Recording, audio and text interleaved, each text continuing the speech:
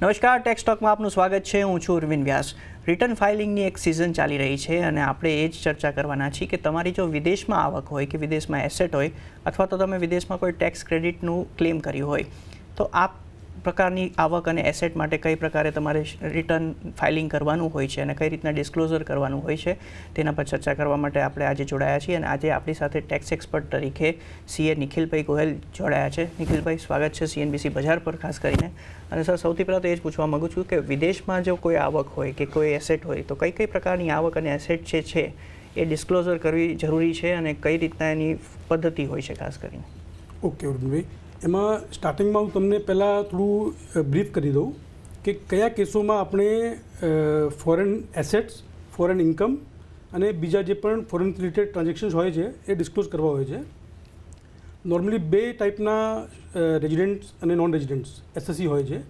તો નોન રેઝિડન્ટના કેસમાં only income accrued in India is taxable and there is no other income out of India is taxable in India. But in case of resident and ordinary resident, global income is taxable. In that case, આ બધી જે ડિસ્ક્લોઝરની પ્રક્રિયા હોય છે, foreign assets, foreign income, એ બધું આપણે રિટર્નમાં disclose કરવું પડે છે.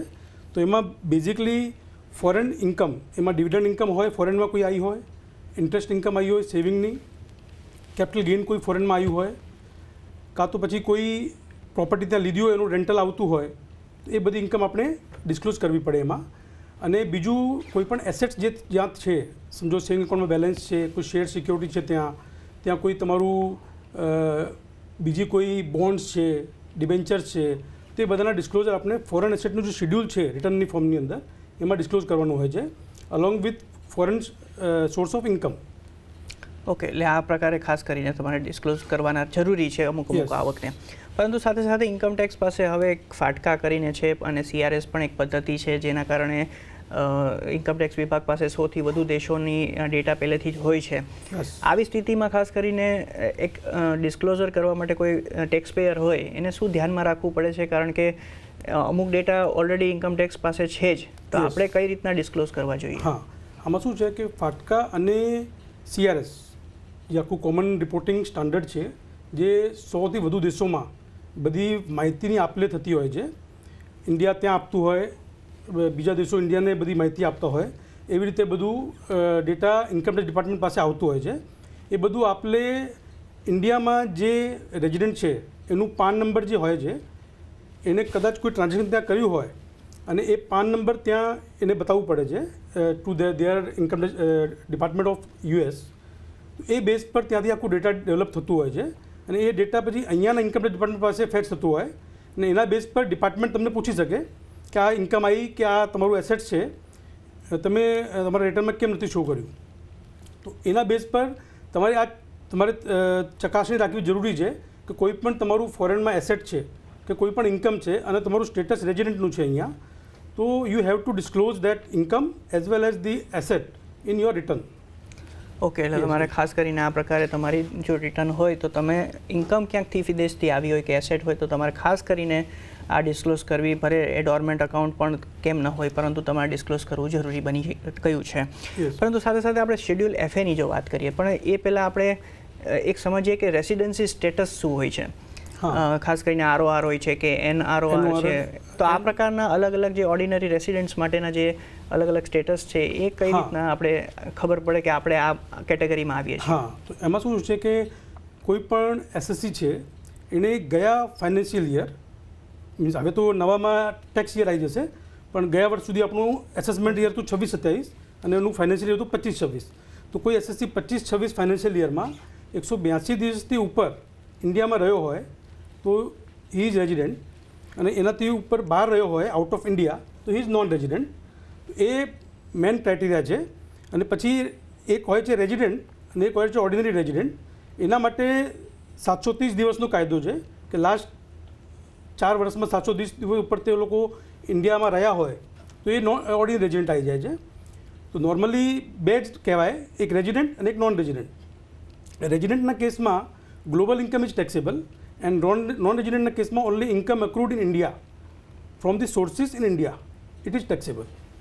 ઓકે, એટલે આ રીતના તમે તફાવત છે ખાસ કરીને રેસિડેન્ટ અને નોન રેસિડેન્ટમાં. યસ. પરંતુ સાથે જો શેડ્યુલ એફએની હવે વાત કરીએ, એમાં કઈ રીતના ડિસ્ક્લોઝ કરવાના હોય છે, શેડ્યુલ એફએ શું છે અને એ કોના માટે પણ લાગુ પડે છે? ઘણા લોકોને એવું પણ હોય છે કે આ શેડ્યુલ એફએ ખાલી વેલ્ધી લોકો માટે છે કે એનઆરઆઈ માટે કે એનઆરઆઈ માટે છે, જે ત્યાં રહેતા હોય, તે વિદેશમાં ઇન્વેસ્ટ Yes. કરતા હોય ને ત્યાંથી આવક મેળવતા હોય, હા. અને બધા માટે નથી. તો આ એક મિસકન્સેપ્શન પણ છે. અને શું શેડ્યુલ એફએ છે ખાસ કરીને? તો આમાં જેમ મેં પહેલાં કીધું કે જેમ નોન રેઝિડન્ટ જે હોય છે એની only income accrued in India is taxable.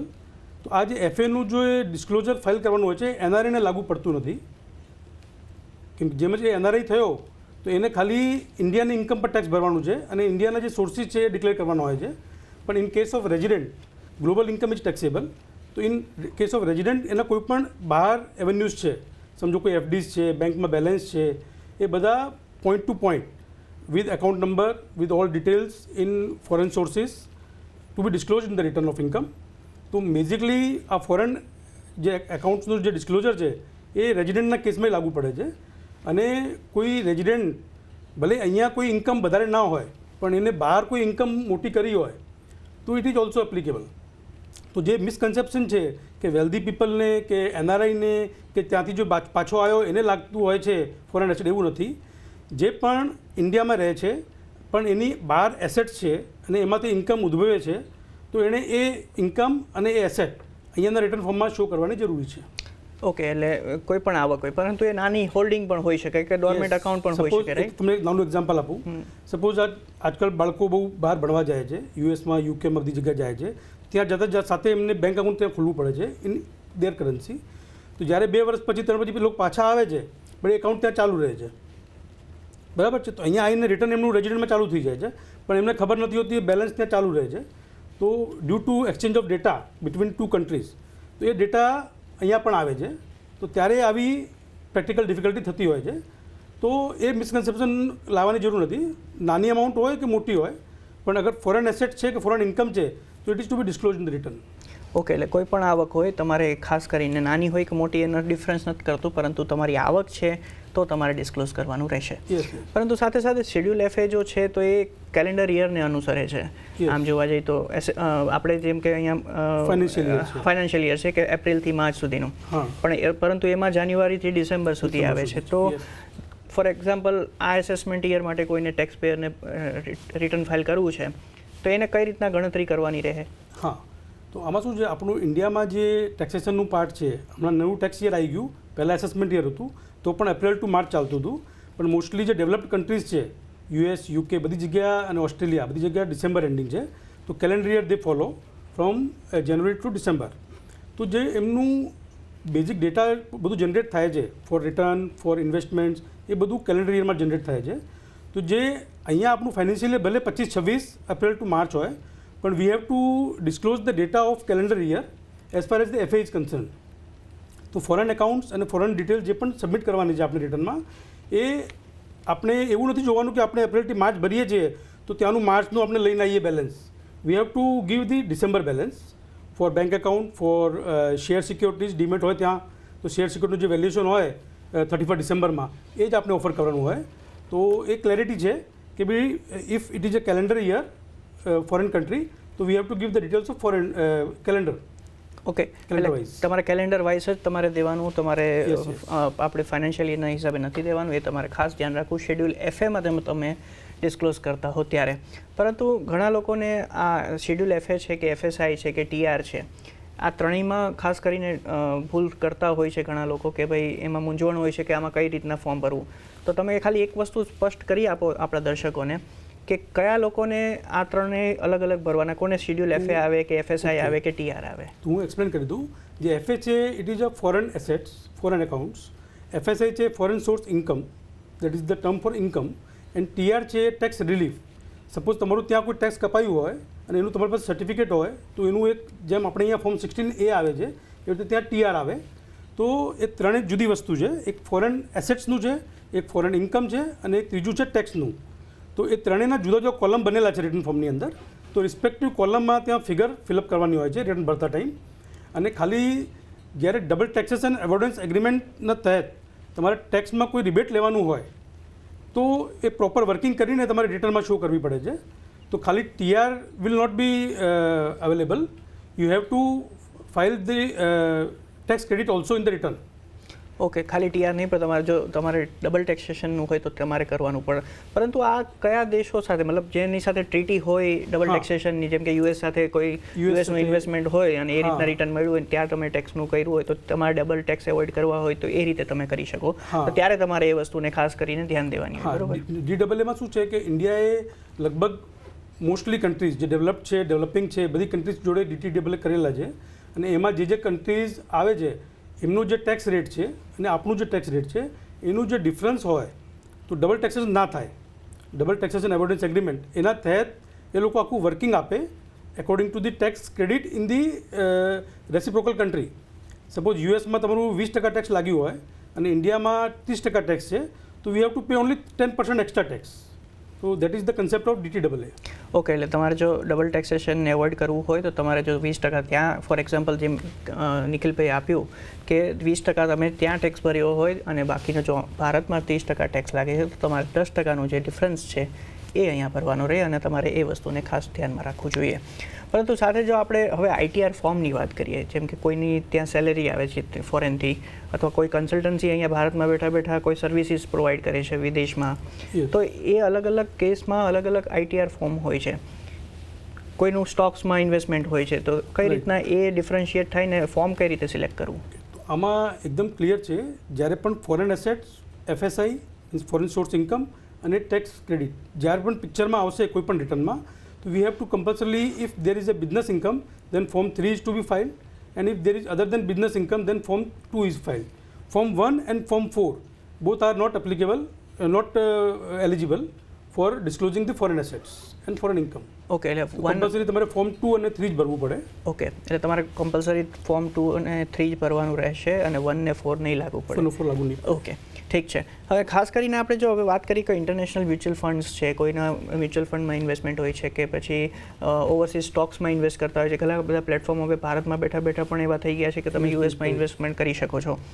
આવી સ્થિતિમાં કઈ રીતના ટેક્સનું આપણે ડિસ્ક્લોઝ કરવાનું રહે છે? હા, તો એમાં પણ જેમ મેં કીધું કે ડિવિડન્ડ ઇન્કમ, કે તમે કોઈ પણ ફોરેનમાં ઇન્વેસ્ટ કરશો તમને કદાચ ડિવિડન્ડ આવશે, કાં તો તમે એ રિડીમ કરશો તો કેપિટલ ગેઇન આવશે, અને કોઈ તમારા બેંકમાં ત્યાં બેલેન્સ હશે તો તમને ઇન્ટરેસ્ટ આવશે, કાં FD હશે તો FDનો ઇન્ટરેસ્ટ આવશે.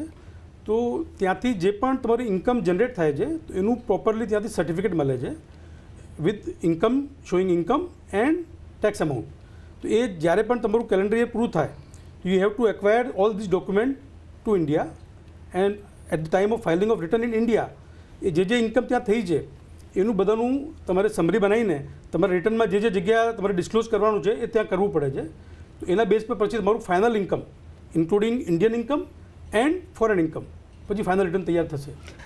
નિખિલભાઈ, ખાસ કરીને હવે આપણે જો ચર્ચા કરીએ કે ઘણા લોકો પાસે રેસ્ટ્રિક્ટેડ સ્ટોક યુનિટ્સ હોય છે કે ESOPs હોય છે, આવી સ્થિતિમાં ટેક્સના નિયમો કઈ રીતે લાગુ પડે છે અને એને પણ ડિસ્ક્લોઝ કરવાની શું પદ્ધતિ રહેશે? હા, તો આમાં જે રિસ્ટ્રિક્ટેડ સ્ટોક યુનિટ છે કે ESOP છે કે ESPP છે, તો એ બધામાં મોસ્ટલી જ્યારે પણ એમ્પ્લોયરથી તમને મળે છે અને તમે એક્સરસાઇઝ કરો છો ઓપ્શન, ત્યારે it is taxable as a perquisite tax. તો તમારી સેલરી ઇન્કમમાં એઝ અ પરક્વિઝિટ એડ થઈ જાય છે અને એના ઉપર જે પણ TDSનો રેટ હોય એકોર્ડિંગ ટુ યોર સ્લેબ તો એમ્પ્લોયર TDS કાપતો હોય છે. અને એ જે ESOP કે એ જ્યારે તમે ડીમેટમાં આવ્યા પછી તમે તમારા રેગ્યુલર ટ્રેડિંગ એકાઉન્ટ કે ડીમેટ એકાઉન્ટથી સેલ કરો છો ત્યારે એ કેપિટલ ગેઇનમાં તમારે શો કરવું હોય છે.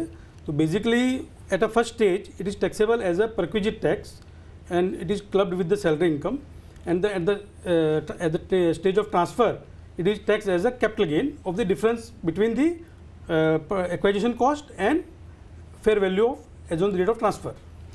ઓકે, એટલે જો તમારી પાસે RSU અથવા ESOPs છે કે ભાઈ ESPPનો જે વિકલ્પ છે એ તમારી પાસે હોય તો તમારે આ રીતના ગણતરી કરીને તમારે ડિસ્ક્લોઝ કરવાનું રહેશે.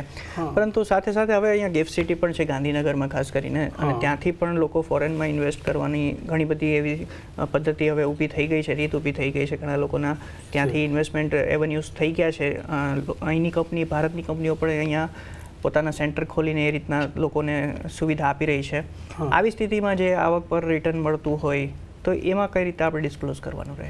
તો આમાં જેમ બેઝિકલી GIFT City જે છે it is a one short of offshore jurisdiction, having no income tax, no GST etcetera. તો ગિફ્ટ સિટીમાં પણ એવું જ છે કે જેમ એક આઉટ ઓફ ઇન્ડિયા કોઈ પણ જ્યુડિક્શન હોય છે, એવી રીતે ગિફ્ટ સિટી પણ એક જ્યુડિક્શન છે. તો which is taxed as a non taxable income, because કોઈ પણ તમે ત્યાંથી ફોરેન કરન્સીમાં ઇન્વેસ્ટમેન્ટ કરશો તો એ પણ તમારે ફોરેન એસેટમાં શો કરવું પડશે.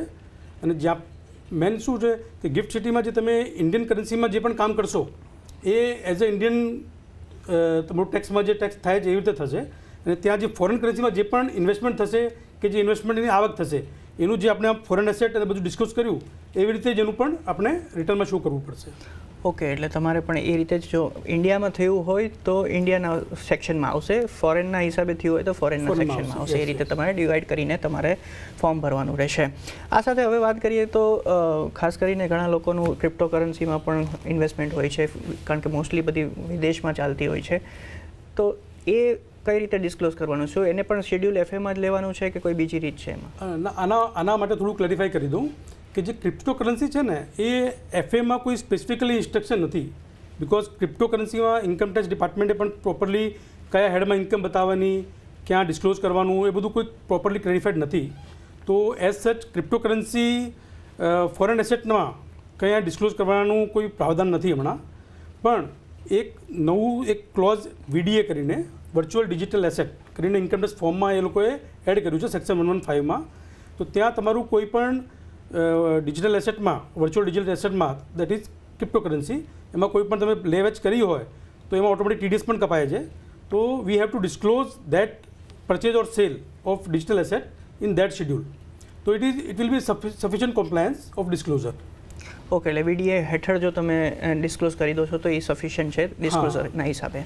જી. અને ખાસ કરીને હવે જો એક જટિલ પ્રશ્ન ટેક્સ પેયર્સ માટે જે હોય છે, કારણ કે વિદેશથી આવક જે ધરાવતા હોય છે અને મેઇન વાત એ હોય છે કરન્સી કન્વર્ઝન. તો કરન્સી કન્વર્ઝનમાં ખાસ કરીને કઈ રીતની ગણતરી હોય છે? શું શેડ્યુલ એફએમાં આવે છે? કઈ રીતે કરવાનું રહે છે? અને એમાં શું ધ્યાન રાખવું જોઈએ જેનાથી ભૂલ ન થઈ શકે?